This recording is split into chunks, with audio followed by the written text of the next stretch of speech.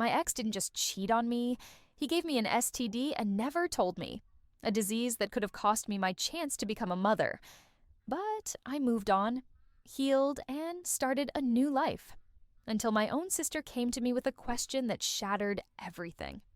My sister wanted to date him, the same man who broke me in ways words can't explain. And when she chose him, she lost me completely.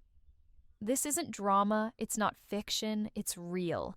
A story about betrayal, boundaries, and the brutal choice to cut off the person you once loved the most, because some lines should never, ever be crossed. I met Jason when I was 20, young, naive, and foolishly in love with the idea of love. He had that dangerous charm, the kind that reckless men carry so effortlessly, the kind that makes you feel like you're their entire universe, until you realize you're just a tiny planet in a solar system full of secrets. Back then, I truly believed there was something real between us. I ignored the warning signs, the late replies, the last-minute cancellations, the nights he said he was too tired to go out, and then turned off his phone completely. And then, when I was 22, everything fell apart. My body started acting off. I felt tired all the time, irritable, uneasy in my own skin. I went to the doctor, and the diagnosis hit like a punch straight to the heart. I had contracted a sexually transmitted disease, not only immediately harmful, but something that, if left untreated, could permanently affect my ability to have children. A silent, devastating illness. But that wasn't even the worst part. The worst part? Jason knew. He knew he was infected. He knew his doctor had told him he must inform every past and current partner because of how dangerous it was. And he said nothing. He let me live in the dark. Let me walk straight into danger. Physically, emotionally, without a single warning. I confronted him, and he didn't deny it. He didn't apologize. He just shrugged and said, "I didn't think it was that serious." Not that serious? That might be the most disgusting sentence I've ever heard in my life. I told my family everything. Every tear, every fear, every bone-deep feeling of betrayal. And they stood by me.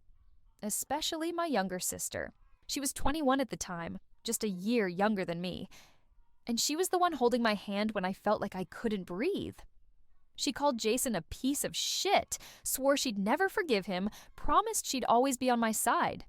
And I believed her, because at that time, she was the only anchor I had left. Thankfully, I got treated in time. I fought through the illness, the trauma, the sleepless nights. And then I met my husband, a good man, kind and genuine. He gave me a second chance at life. And a child. Something I thought I might never have. I made it through. But I never forgot. Some wounds never truly fade. They live inside you like scars. Not bleeding, but always aching. Jason is that scar. And I drew a clear line in the sand. No one in my family is allowed to be close to him. In any way. Not out of hate, but as a way to survive. To protect the part of me that's still healing. But sometimes, some people see your scars and think it's their place to color over them. They forget the fire you had to walk through, and the most painful part. Sometimes the person who forgets is the one you trusted most. I always thought that after everything Jason did, no one in my family would ever be foolish enough to let him back into their hearts. Especially not my little sister, the same girl who once held my hand tight while I cried myself empty from the betrayal. The one who once told me, "Sis, he doesn't deserve to exist in your world." And yet, 3 months ago she came to me and said something that turned my whole body to stone. "Would you be mad at me if I started dating Jason?" I didn't answer. I just stood there, like the world was exploding inside my head. I remember how everything around me went silent. I couldn't hear a thing, except for the thunder of my own heartbeat pounding in my chest. And she just stood there too, eyes pleading, voice trembling. "I know what he did to you is unforgivable, but I think he's changed. We met again by accident. I don't want to lose you, but I also can't shut down how I feel." I turned away, said nothing, because I knew it wasn't over when she did it. It ended the moment she thought about doing it. I'm not naive enough to believe it was just a thought. When someone asks, "Would you be mad if I dated him?" that means it's already started. And every apology that comes after, it's just a polite way of asking for permission to betray you, while still looking like a good person. From that day forward, I cut her off completely. No calls, no texts, no presence in my life or my child's. I couldn't allow someone who chose Jason to even exist near the child I once believed I'd never have. Because of Jason. That was the line.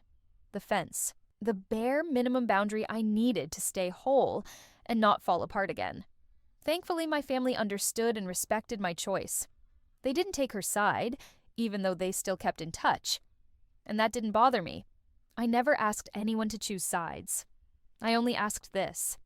If you touch the scar, you walk away from my life. But for my sister, that wasn't enough. She started calling, texting, crying, begging to see my child. She said she'd break up with Jason if I forgave her, that losing me was too much to bear. I ignored it all. I made her existence invisible. One time I ran into her at the grocery store. She tried to speak. I looked straight through her, like I was staring into empty space. She broke down crying right there in the aisle. I walked away, without hesitation. Then, she showed up at my house unannounced. Crying, she said, "I was wrong. I'll leave him. I just want you to stop hating me." And I looked her straight in the eye and said, word for word, "You didn't lose me when you started loving him. You lost me the second you thought about it." She saw what he did to me, how I almost lost my future because of that man. And still, she chose him. Then expected me to understand, to sympathize, to forgive. No. I've done enough forgiving in this lifetime. Some lines, once crossed, there's no way back. Ever. I thought that after our last conversation, the one where I made it crystal clear that my sister had lost me the moment she even thought about falling for Jason, everything would end there, that she'd understand, that she'd step back. But she didn't. She didn't stop. And my family, though they stood by me, began to feel something they couldn't deny. We were no longer the same family. I never forced anyone to take sides. My parents still saw my sister from time to time, and I never blamed them. I've never made conditions for being loved. All I ever set was a boundary, to feel safe. To me, it was as simple as shutting the door to a smoke-filled room, not because I hated it, but because I needed to breathe, to survive. My sister, on the other hand, began playing the victim. She cried to my parents, to our youngest sibling, saying things like, "She never gave me a chance. She cut me off just because I fell in love." I heard those words, and they stung. Not because I hated her, but because she still didn't understand, or didn't want to understand, the depth of pain I went through. She said, "Is it really worth throwing away a sisterhood over a man?" But the truth is, I didn't walk away because of Jason. I walked away because she chose Jason, knowing full well what he had done to me. That's not some random twist of fate. That's not some can't help who you fall for story. That was a decision, a clear, conscious choice, a prioritization. And in that prioritization, I, her sister, was placed beneath a man who had shattered my trust, my dignity, my health, and my future. So tell me, how could I ever see her as my beloved sister again? Our youngest sibling, 24 years old now, is the only one who's truly stood beside me. She once said, "I think our sister genuinely regrets it, but I also understand why you can't forgive her." I nodded. I'm not a bitter person, but I know this. Forgiveness isn't a package you deliver the moment someone says, "I'm sorry." Some wounds demand time. They require silence, even entire lifetimes, not because I'm weak, but because I've been strong for too damn long. When I gave birth, my family came to visit, but I didn't let my sister come. I didn't want my child growing up in a family soaked in toxicity, where people smiled fake smiles, took happy photos, while their hearts were quietly rotting. My child deserves a space that is real, where love means love and boundaries are respected. Later, I heard my sister actually broke up with Jason. Maybe it was the pressure. Maybe she realized how much she'd lost. But to me, it didn't change a thing. Breaking up with Jason isn't a ticket back into my life. She can pick a new boyfriend, sure, but she made a wrong choice in a bond that can't be reset. Sisterhood. They say, blood is thicker than water. But I believe this. When blood makes it hard to breathe, you have every right to breathe with your own lungs. I don't know what the future holds. All I know is that right now, in this moment, I'm protecting myself, my child, and everything I've bled for, literally, to reclaim. And if that makes me cold, then so be it. Because I'd rather choose safety over half-hearted.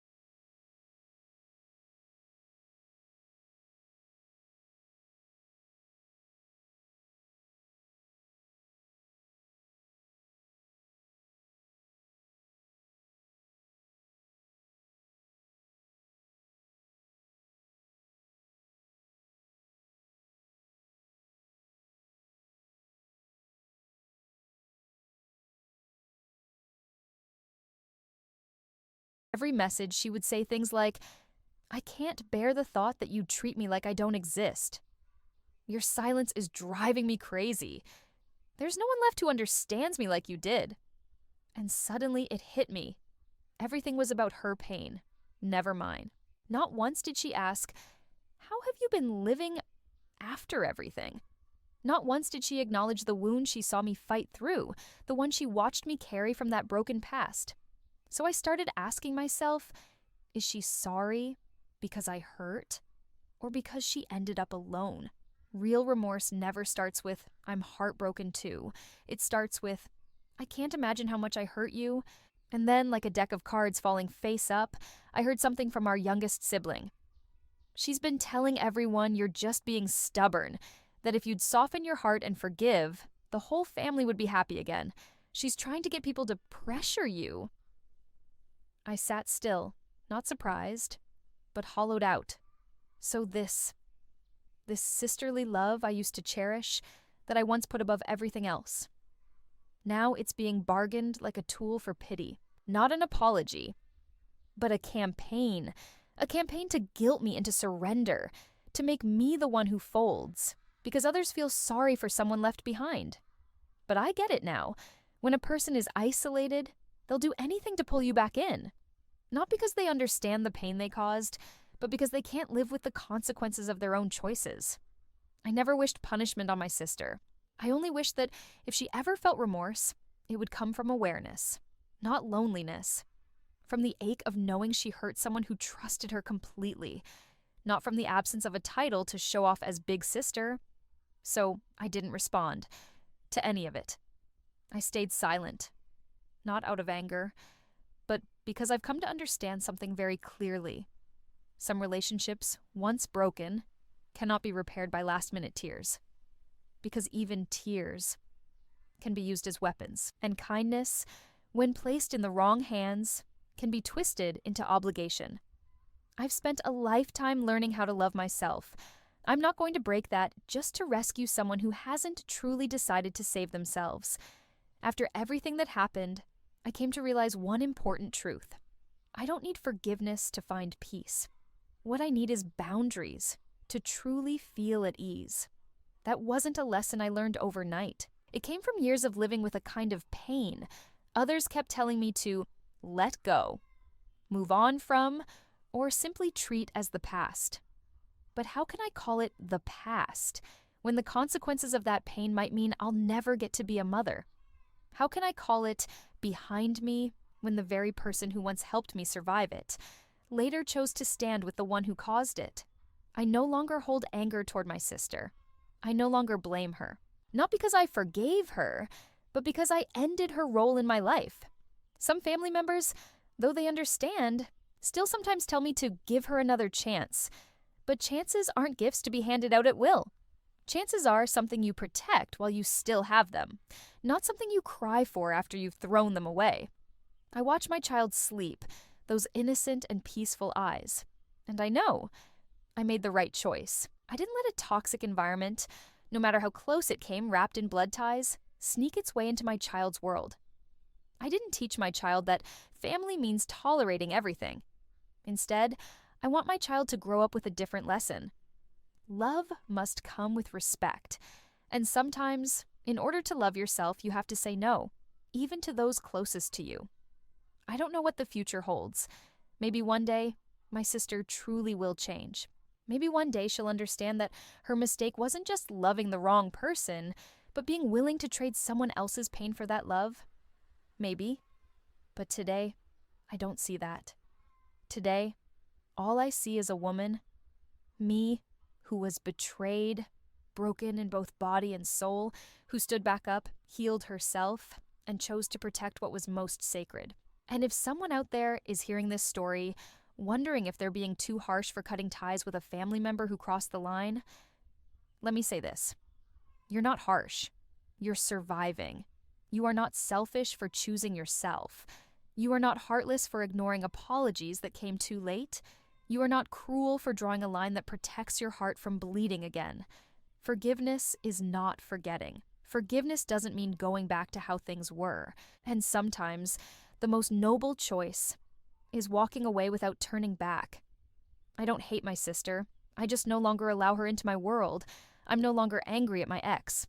I just leave the past where it belongs, like a scar, a reminder that I once survived hell.